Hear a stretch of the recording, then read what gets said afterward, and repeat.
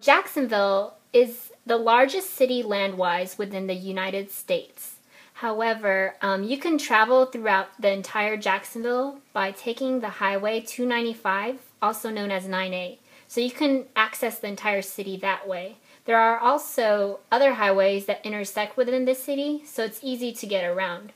As far as the neighborhood that we will be talking about today, it's Mandarin, and it's down toward the south of Jacksonville. Down here, it's highlighted in pink. It's right under the south border of, or the southernmost part of the 295 highway. And the other border of it, let's get closer, is San Jose Boulevard to the east and the St. Johns River to the west. So San Jose Boulevard to the east, St. Johns River to the west, and Old Bull Bay on the south. And the north border is pretty much 295. Alright, so here we are in one of the apartment complexes of the neighborhood. There's very little pollution in this area. There's actually like a garbage on that side with the picket fence is the garbage. And as far as the regular or actual houses instead of apartments, usually the builders are different from house to house, or sometimes a couple of houses would be the same, and then there would be a house that you can tell is a completely different builder. This is just an example of one of the neighborhoods that are around here. Not much pollution. The whole city or the neighborhood, they get trash cans like this that the city provides. As far as something that has been decaying or left to ruin is this condominium. Here is another example of something that has decayed within the city. This is a business that has gone out of business. Here we are at the local library of Mandarin. As you can see, it's very large. Oof. And yep, and there are also more recreation areas. Alright, so we're here in one of the parks of Mandarin. There's like some baseball areas, and there's a sign about the park rules. Over on the other side, I don't want to record that right now because there's some people over there, but there's like a soccer or football field. Okay, so as you can see, as far as transportation, most people in this neighborhood, Mandarin, use cars. There are several buses and bus stops, but see, there's a bus stop right there. But for the most part, people drive around. I don't know if you can see that, but there are bike lanes throughout. Here is a church. This one is a Christian church, and in a little bit we'll show you one that is a Catholic.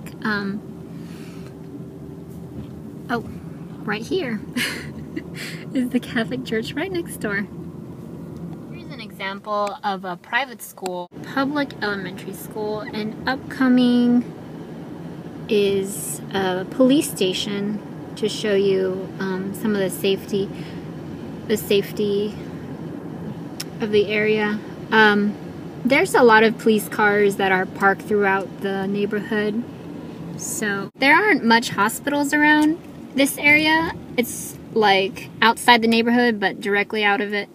But as far as within the neighborhood, there's a lot of urgent care centers. There are many banks for citizens to choose from within Mandarin. This is children's services.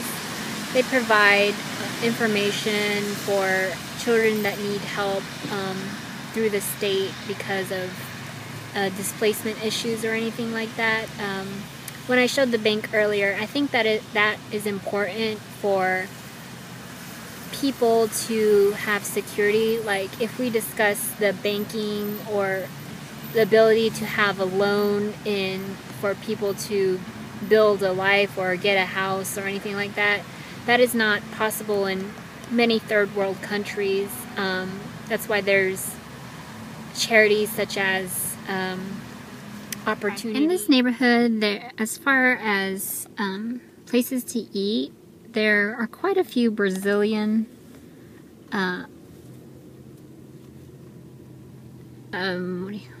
restaurants as well.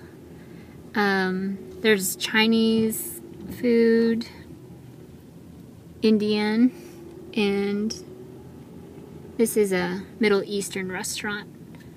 Oh, an Italian right there. So you can see that there's quite a variety of diets, and in Jacksonville in general has many cultures.